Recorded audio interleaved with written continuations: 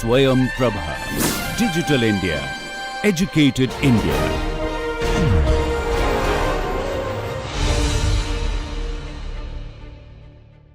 Hello everybody, welcome to NMR spectroscopy problem solving session. We've done a few and we try to build up in, the complexity of molecules that we're solving here, and we are given a formula, we're given a spectra, we have to come up with a structure for the isomer. So these two have the same molecular formula, but the graphs are different because their skeletal backbone is different. All right. There are multiplicities that are important. The multiplicities here are very important. They tell us how many hydrogens our neighbors have. And the integration here is really important too. That tells us how many hydrogens each of these carbons have.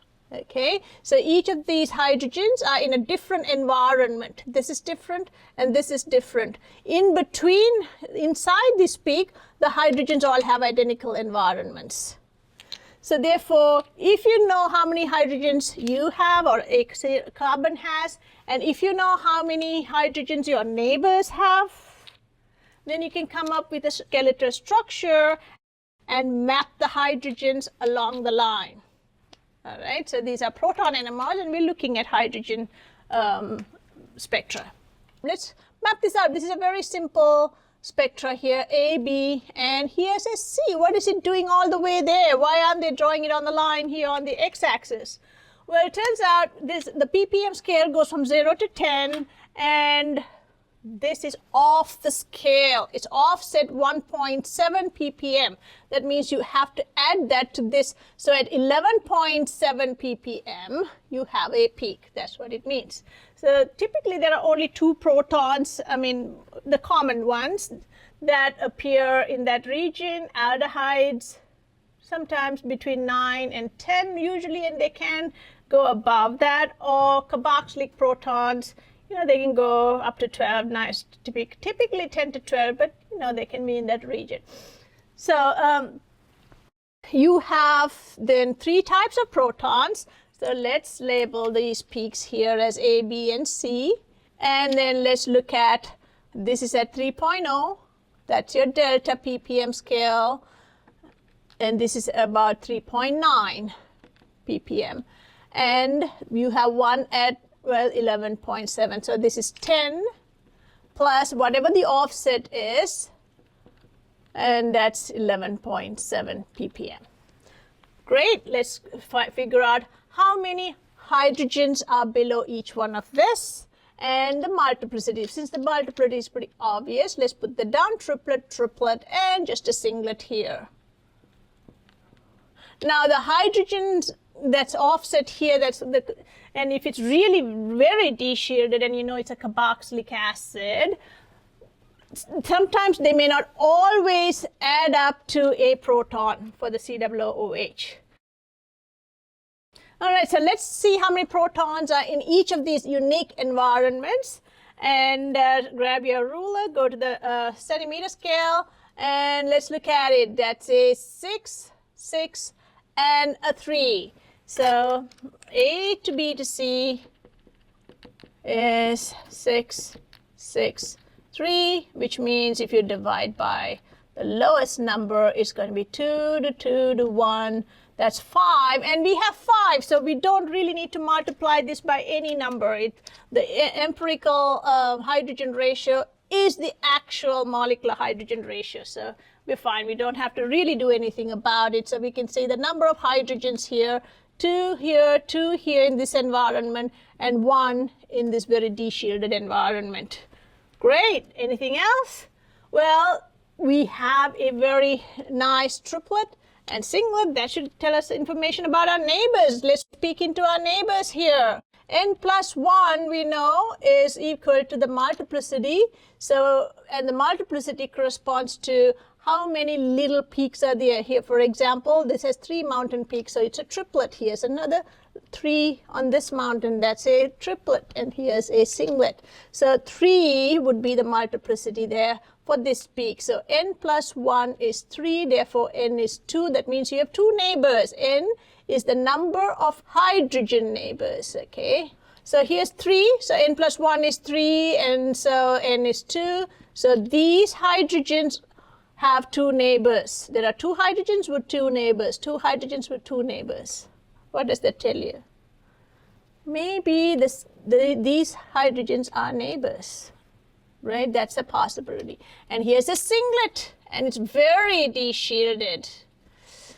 And going by this, it's probably going to be an acidic proton. So this is going to be a singlet, therefore n plus 1 is 1, and n is going to be 0. That means there's nothing on there. And typically, if you have an OH proton, those are the ones that are that de-shielded. So we have a lot of information here. Let's try to put it together and come up with a structure. Again, triplet, 2 hydrogens, 2 hydrogens. So we have 2 hydrogens, and let's say these are the A hydrogens.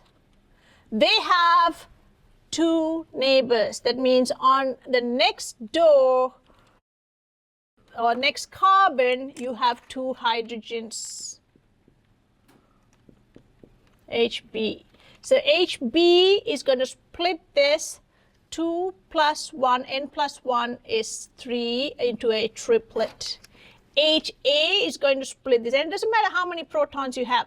HA will split all those protons into 2 plus 1, 3 triplet. So that's where your triplet's coming from. It's a CH2 group. That means there are no protons on this side or this side. So let's say I put Z and Y and Z have no hydrogens. Otherwise, that would have split that as well, and we don't see that splitting pattern. Therefore, we know this is like an isolated CH2 group. All right, so whenever you see 2 triplets, think CH2. Okay, so that's another pattern. Triplet means CH2 in an environment where you don't have any other protons. Let's look at what else can be there. So if you don't have any CHs, what else do you have?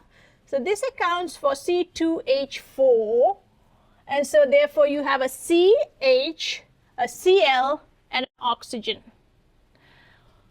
Where do you think that H is? Well, we do have another proton here, so that's on a carboxylic acid. So one of these groups is probably a carboxylic acid, because that means you don't have a neighboring hydrogen if you have a carbonyl here, C double bond O here.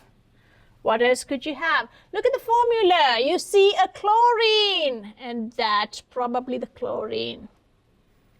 All right, so we got our information. We got a CH2, we have a COOH, and we have a chlorine in the formula. So one of this is a chlorine, one of this is a carboxylic acid COOH group. All right, so Y and Z have no adjacent hydrogens. That's what it means, because we have just a very beautiful splitting pattern.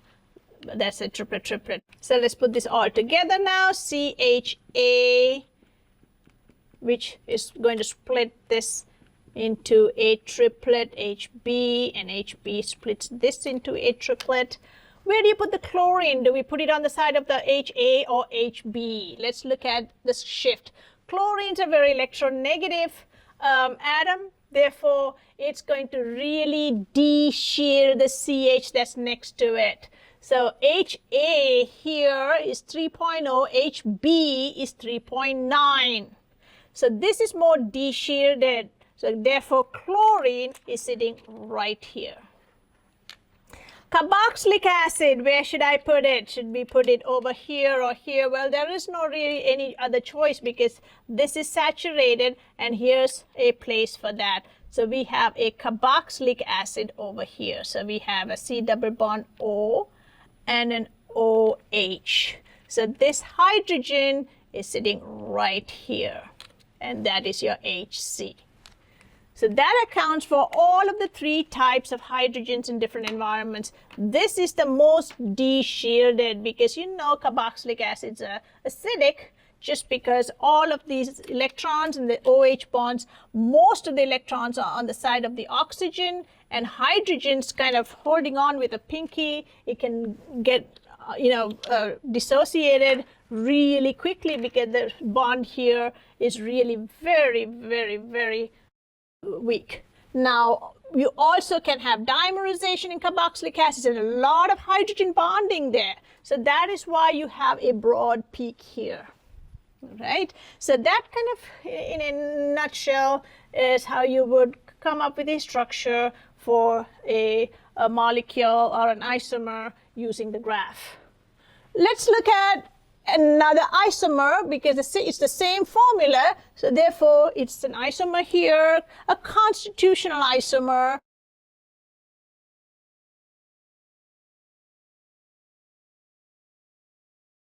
We are going to look at the peaks here and do the very same thing again. So you have 3 peaks, A, B, C.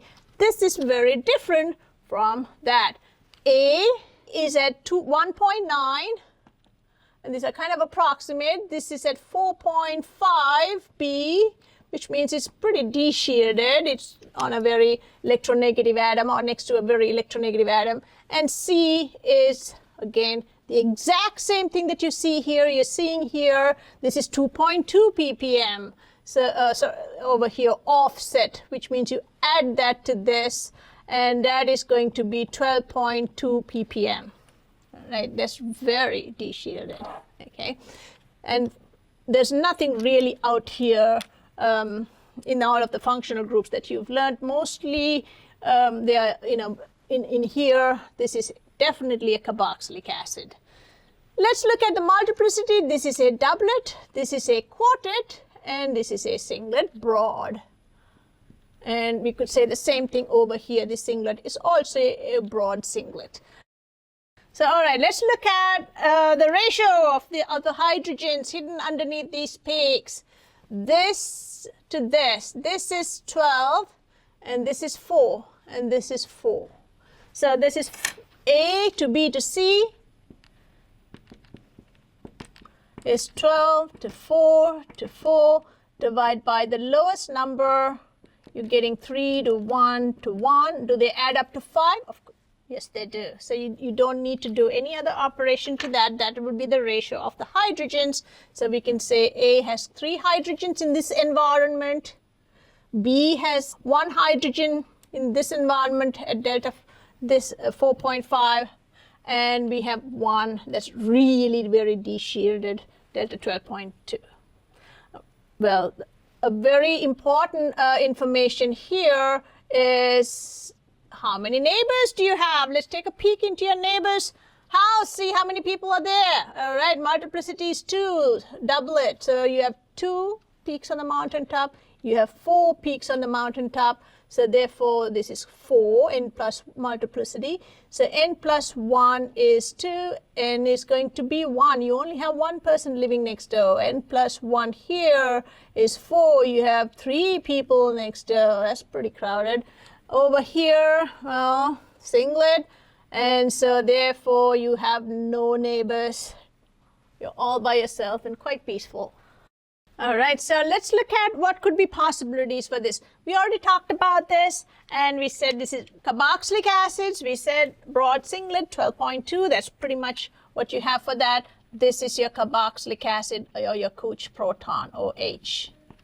What about these two? Are they related? Are they next to each other? Let's look at it. So A, Ca here has 3 hydrogens in an identical environment.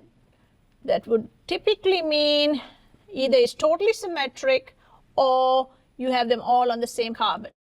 So this is 3 hydrogens here in the exact same environment. Let's try this out first. And what else do we know? It's got a neighbor, 1 hydrogen. So let's see that. And it's really very nicely coupled. So it's probably on a CH. A lot of times, if it's an OH or an NH or an SH, you may not even see that beautiful, coupling, the very symmetric coupling. Coupling constant is typically around, 7.5, 6 to 8 hertz. That's why you can see them very distinctly for alkyl protons. Okay, so J, let's say this is B, JAB is about 6 to 8 hertz. And that would be the same here. Okay, coupling J between JAB is 6 to 8 hertz. This is a 3-bond coupling because you have 1, 2, 3 bonds. So this is typically for your alkyl 3-bond couplings, and you see them over and over again. Okay, and that's the splitting that you have over here, triplet. All right, so that's a beautiful, splitting. Let's say, would this work out? And you should have things here that do not have hydrogens if you want this to work. So we figured out our carbon back chain, and we only have then a carboxylic acid and a chlorine. And so we can put them on this carbon because this has its valence fulfilled. We can put a chlorine and a carboxylic acid here, which is going to make this a chiral hydrogen, and we'll get into that later. But this is basically the structure, and let's see if this corroborates our delta values. HB is attached to a carbon that has a chlorine on it, very electronegative group, and a carboxylic acid on it. So therefore, HB is a lot more de-shielded because of those two. Here we saw 3.9 because there's only a chlorine next to it. Here we have a chlorine and a carboxylic acid. Therefore, it's more de-shielded than this over here. CH3 is more shielded than here because here we have a carbonyl next to it. That's a 3.0, whereas this is 1.9. This is a primary. Primary is typically in this region. All right. So because of that, we can conclude that this perfectly matches the spectra.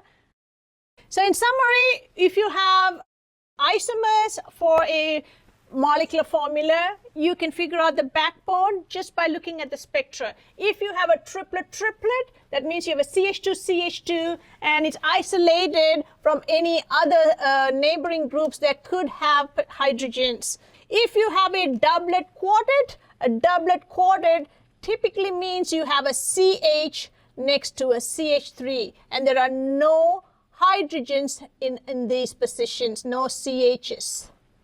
Or H's. So those are the two patterns that we're looking at today. We looked at triplet quartet, singlet, and so on. Today we're looking at triplet, and a doublet quartet. So that's a beautiful doublet quartet that tells you you're a CH, CH3, and here's a beautiful triplet that tells you that you have a CH2, CH2.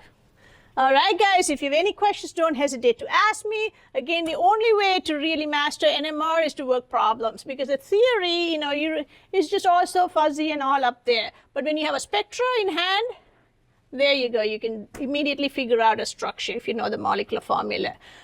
Infrared and mass spec would help, but for the most part, just from the delta values, you can kind of figure out what the functional groups are. All right, so it's a whole entity by itself that would be sufficient to figure out a structure given a graph and a molecular formula. Talk to you soon, and wish you all the best on all of those NMR problems in the back of the book. Make sure you do them, all right? And let me know if you have questions. Bye.